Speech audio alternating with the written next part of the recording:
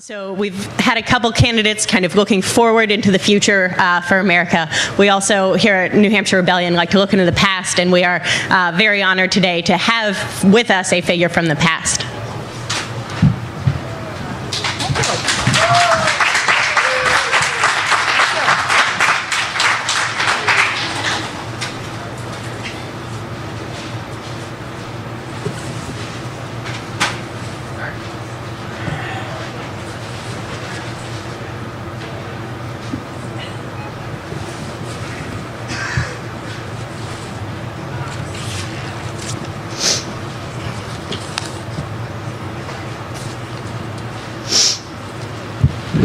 Good day to you all. Thank you. It is a great pleasure to be with you here today. I am here as the spirit of Betsy Ross, as a reminder to you that your American democracy was originally established by the determination, hard work, and collective struggle of my friends and neighbors, your colonial ancestors. Many of them died giving birth to that democracy, and that democracy is now your heritage. As we once held it for you in trust, you now hold it in trust for your next generation.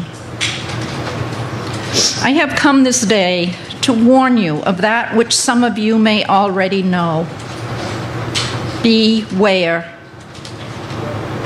The process has already begun to slowly and methodically change your democratic government into an oligarchy, and your democracy is now in serious peril of being lost to you forever.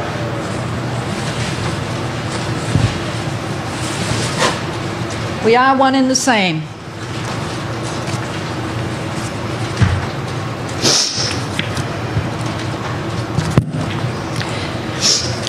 Have you ever found yourself becoming discouraged as you witness the deterioration of your election process? If so, you are not alone. Do you cringe as you see some of your candidates for public office resort to childish bickering of personalities instead of a thoughtful discussion of the serious issues to promote the common good of your country? Have you perhaps even had the strange feeling that in some ways your election system has become very similar to a puppet show? A very serious and sinister political puppet show, which with the puppeteers being a very small number of extremely wealthy donors holding all the strings. The show, however, is not for your entertainment, but rather for the economic benefit of this tiny group of elite puppeteers. The strings they hold cost millions and millions of dollars, and no one spends millions and millions of dollars without expecting something in return. So what do you think? Who will your legislative puppets in office look to after the election is over? When it is time to legislate, will they look to you for directions, or to their wealthy puppeteer donors who put them in office? Do these puppet legislators even know the will of the people, or do they care when they are too busy courting wealthy puppeteer donors for the next upcoming election? Have you distanced yourself from all this by allowing apathy to set in? I know many of you here haven't, but many out there have. Do you cringe?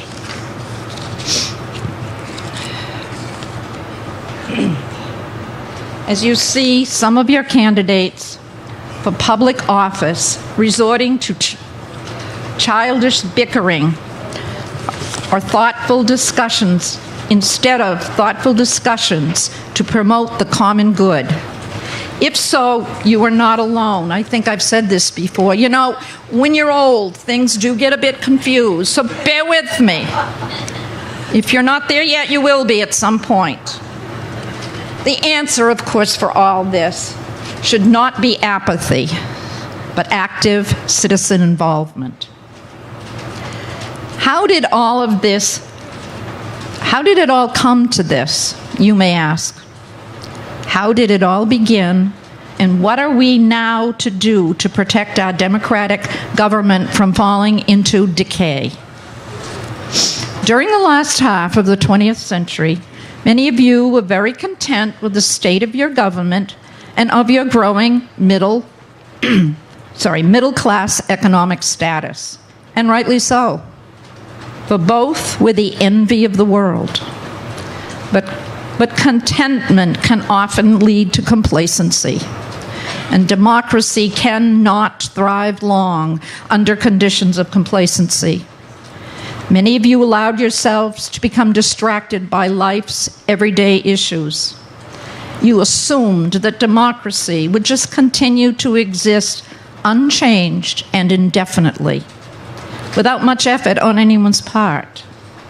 What many of you didn't know was that a very small number of your wealthy citizens began to put a very serious effort into slowly, stealthily, and secretly changing the laws and the format of your government to benefit their own economic status at the expense of you, the growing middle class.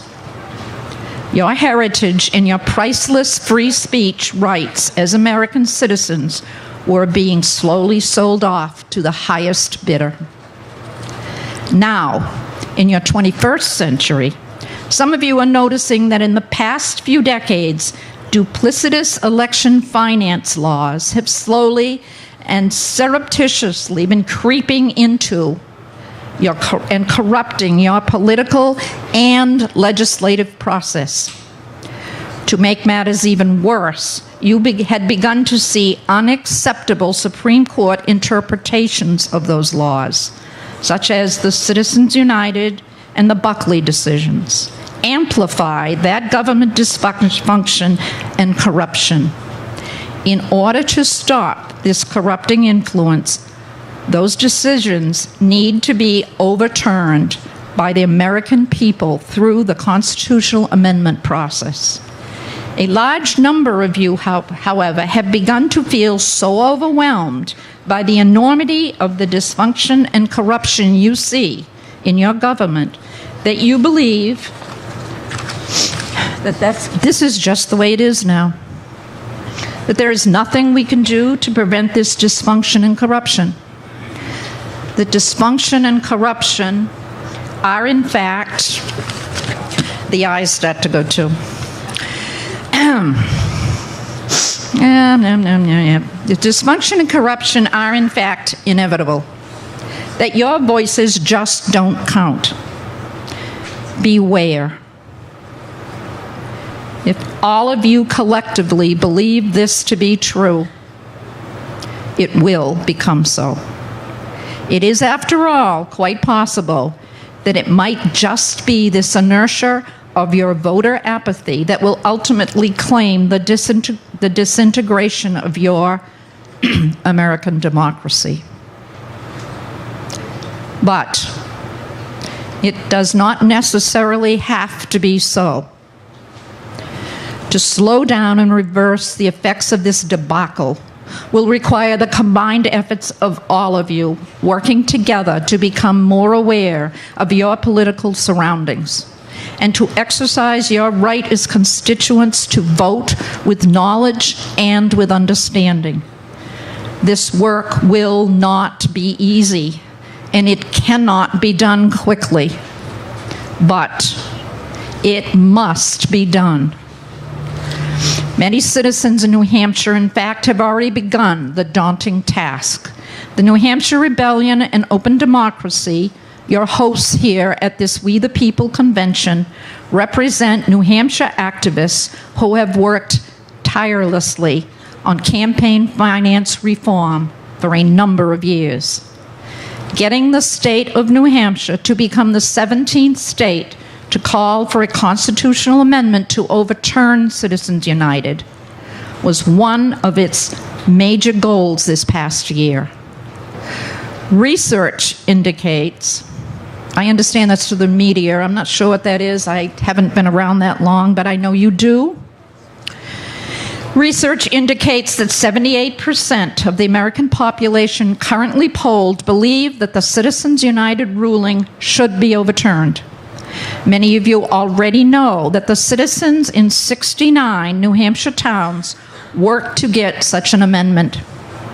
You might also know that the New Hampshire Senate, your Senate, in Concord, supported the majority of the New Hampshire constituents by unanimously passing Senate Bill 136.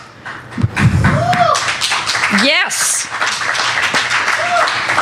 However, there is a however, which recognized the need for this amendment.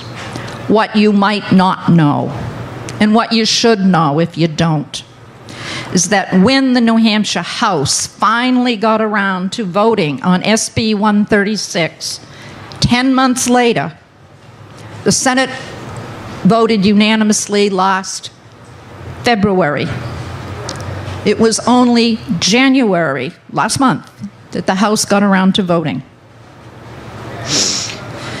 However, when the votes, 10 months later, that bill was passed in the House, much to everyone's surprise. This is the however. When the votes were recast for a recount, those same votes were changed, and the bill failed by a substantial margin. Keep in mind, it had just won. It had gone through the Senate and the House of New Hampshire, and it had passed. The questionable proceedings by which representatives were pressured to change their vote after the vote was originally taken, and the sudden and inexplicable breakdown of the electronic voting machine at the House left many constituents questioning the ethics of the New Hampshire House leadership. Many members of the New Hampshire Rebellion feel that the House leadership is working against the well-being of New Hampshire constituents. Ultimately, Senate Bill 136 failed, just as your New Hampshire House failed you that day. Yeah. Thank you.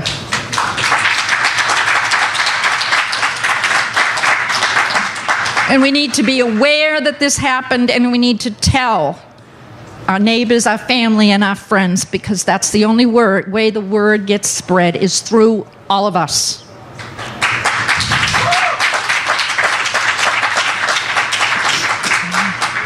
This flagrant disregard for the wishes of the constituents is the very reason why we need this constitutional amendment so badly.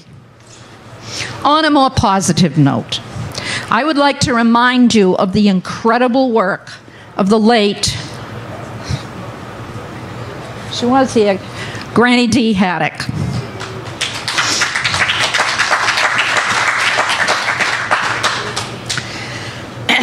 She was from Dublin, New Hampshire, one of us, a New Hampshire resident. She's the founder of Whither Democracy, who is hosting us. Her famous 3,200-mile walk across the country in the years 1999 to 2000, at the age of 90 years, to call attention to the need of campaign finance reform legislation was extraordinary. To this very day, her followers continue to walk in her footsteps as the New Hampshire Rebellion. Yesterday, for example, a number of you walked from this site to the site of the Republican debate at St. Anselm's College. to be a visible presence and a witness there. After many years of activist work, and at the age of 100 years, Granny D left us in 2010 before she had a chance to deliver her last written speech. Her words, however, could easily have been meant for you to hear this day. Your concerns today were her concerns. I want very much for you to hear them, and would like to read to you the beginning paragraphs in the last statement of her speech. It is with the utmost respect and honor to her memory that I do so. How prophetic her words are still this day. She begins by thanking her audience, and then she goes on to say, quote, "Nations, history has shown us, have a state of mental health. A nation may be open and positive, hardworking and fully confident of its future. It may send great white fleets around the world and humans into space. A nation may also be angry, self-destructive, cruel. We are individuals and we are all parts of the whole. The whole can be as troubled or as ecstatic and positive as an individual. You all know this very well. And you know that at the present time, America is angry and divided, and rather like a mentally disturbed person. Many of its citizens are turning away from obvious truths and embracing angry and dangerous fantasies. Anxiety is driving America's politics today. These are Granny D's words, not mine. Where does it come from? Anger and blindness to the facts are the twin children of powerlessness. Powerlessness over one's own and one's family's future. That anxiety is manipulated by masters of self-interest. In the 1950s, great corporations began to wash over family businesses on Main Street. The anger of those middle-class families should have been directed against those corporations and the political officials in league with them. Instead, anger was purposefully and methodically directed against a phantom communist threat inside of America. Against the civil rights of blacks and against the expansion of government into worker protection and consumer protection. Because the anger was misdirected, it was not brought to bear on the proper cause of the anxiety, and so the anger grew.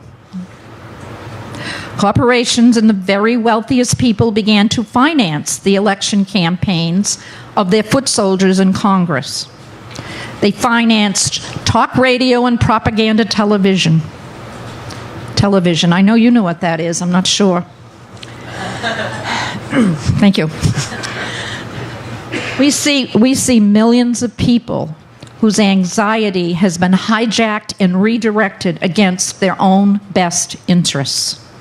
In the Reagan years, all the stops were taken off things like hostile corporate takeovers and the rise of new monopolies.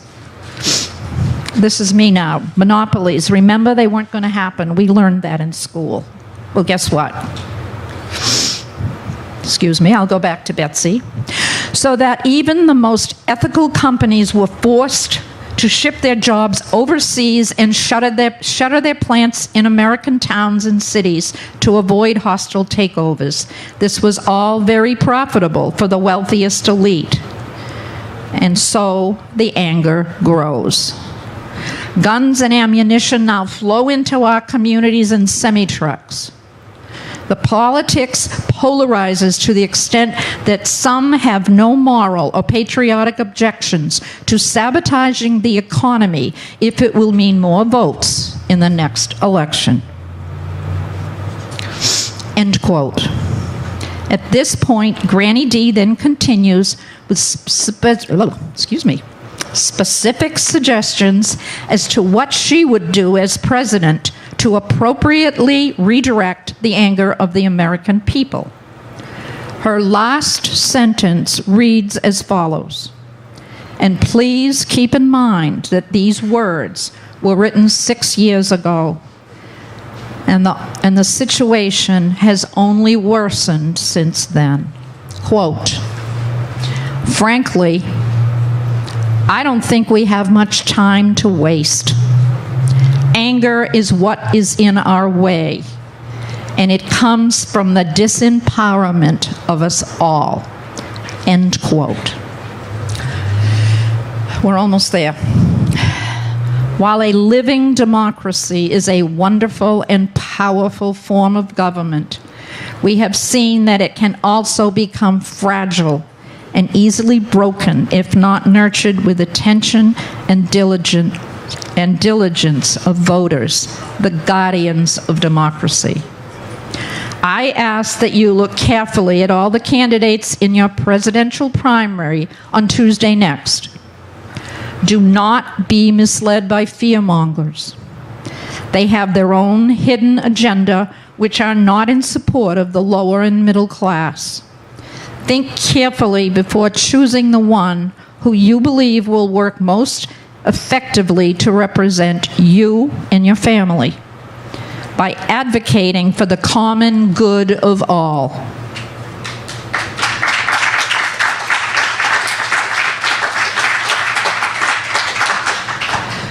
Do the same with candidates for all government offices, federal, state, and local next November. Voting for all these government positions matters very much in order to maintain the balance of power in your democratic government. After the elections have ended, be vigilant. Remind your elected officials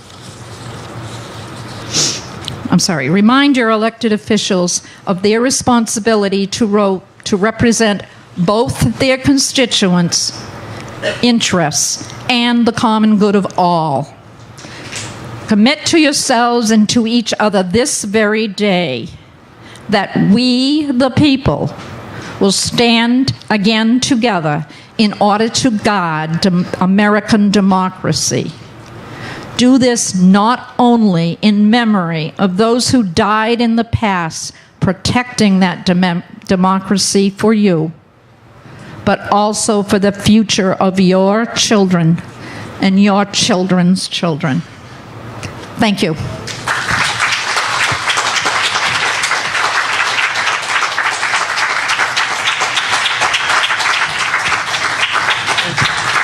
Thanks.